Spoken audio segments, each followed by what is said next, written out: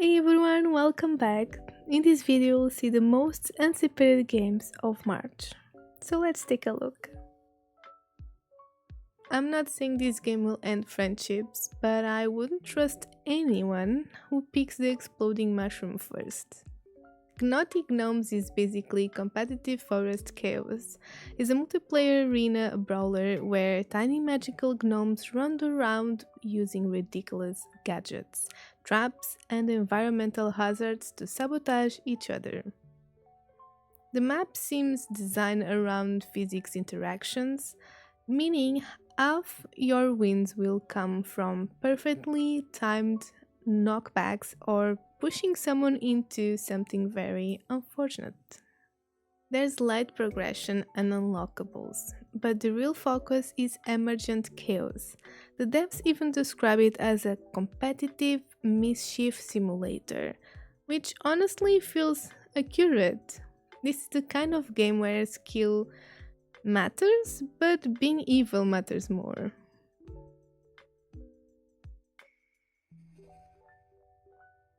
If being possessed by a fire spirit unlocks stylish combo combat, I'm not immediately complaining.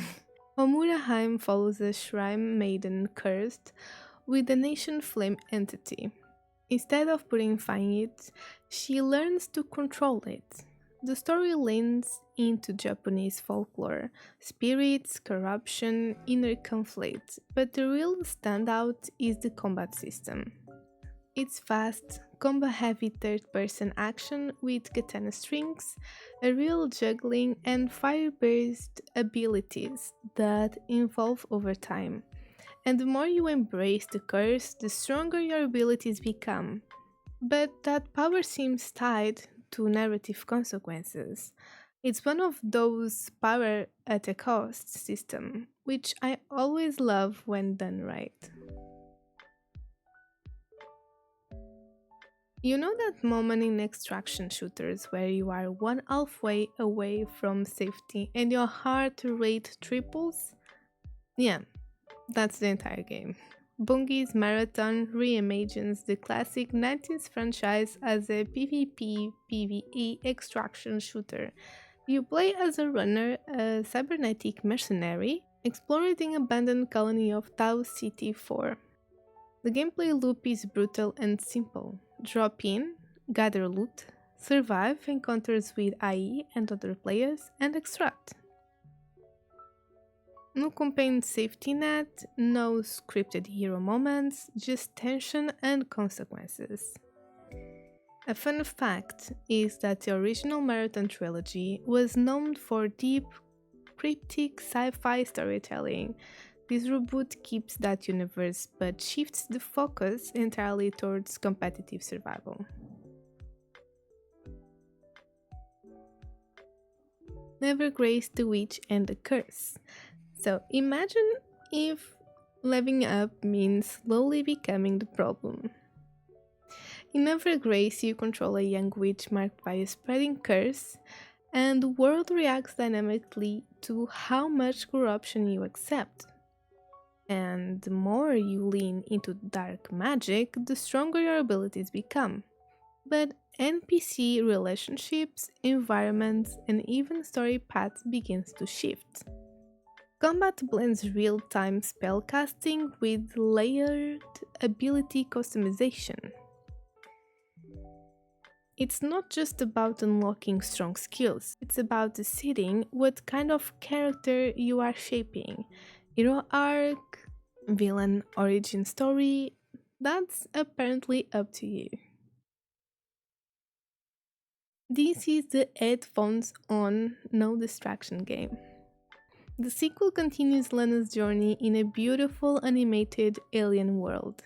Storytelling remains mostly environmental, minimal dialogue, heavy atmosphere, emotional soundtrack. The focus is on puzzle platforming, stealth sections, and exploration, but the scale looks expanded compared to the first game. Your small companion creature still plays a key role in solving puzzles, and the mystery surrounding the machines and the planet deepens. It's not loud, it's not flashy, it's immersive.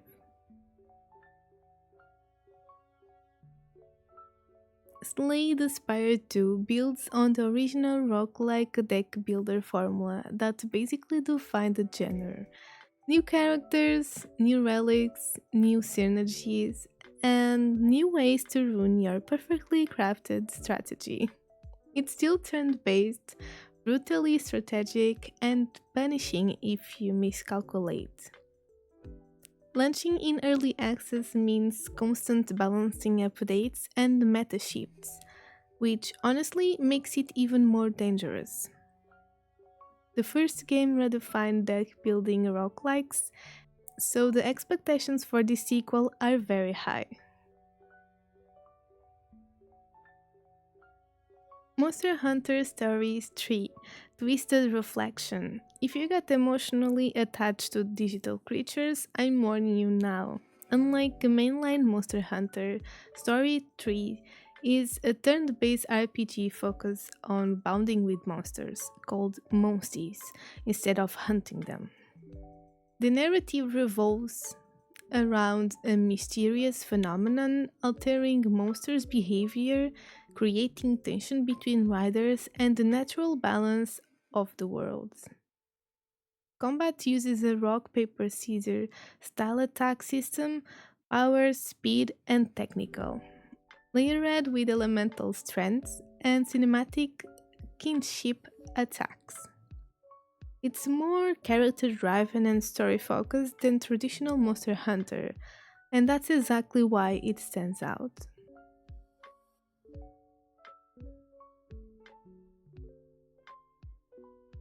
Crimson Desert. This one feels like it wants to be massive.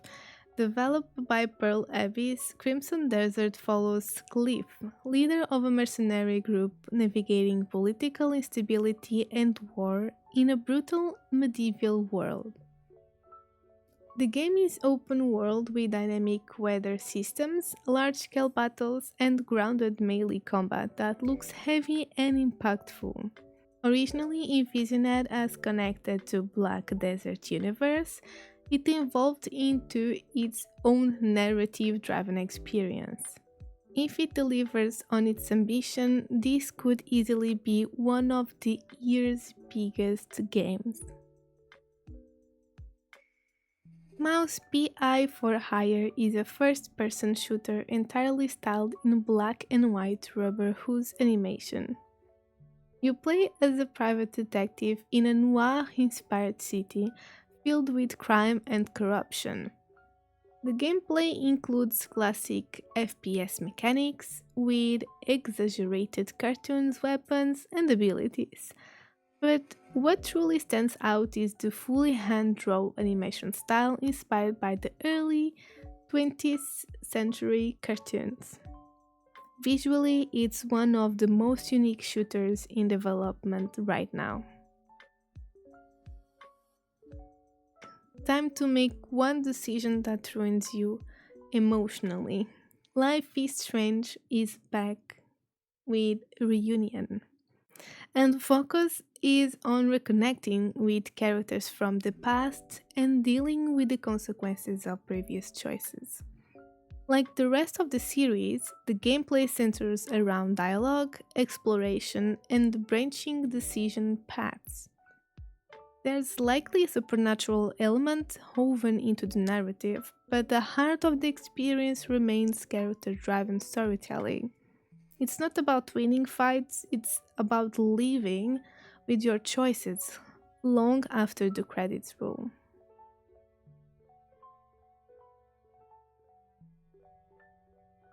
And this is all for today. Thank you so much for watching the video, I hope you enjoy it, and don't forget to tell me in the comments which game are you excited to play this month.